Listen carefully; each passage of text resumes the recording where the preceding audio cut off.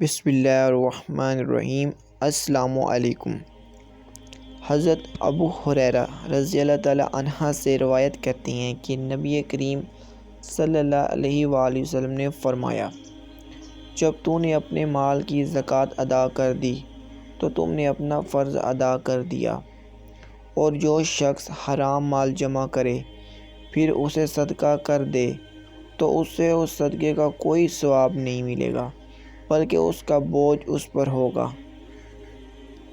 حضرت انس بن مالک رضی اللہ تعالی عنہ سے روایت ہے کہ رسول اللہ صلی اللہ علیہ وآلہ وسلم نے فرمایا، جس شخص نے 3 مرتبہ اللہ تعالیٰ سے جنت مانگی، جنت اس کے لیے دعا کرنے لگتی ہے کہ اے اللہ اسے جنت میں داخل کر دے، اور جو شخص 3 مرتبہ دوزخ سے پناہ مانگے، دوزخ اس کے لیے دعا کرتی ہے کہ اے اللہ اسے دوزخ سے پناہ دے دے۔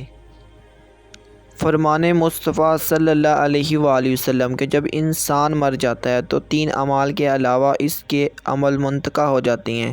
1 صدقہ جاریہ، 2 وہ علم جس سے نفع اٹھایا جاتا ہو، 3 نیک اولاد جو اس کے لیے دعا کرے۔ ویڈیو پسند آنے کی صورت میں ویڈیو کو لائک اور میرے چینل کو سبسکرائب کریں۔ Thank you so much.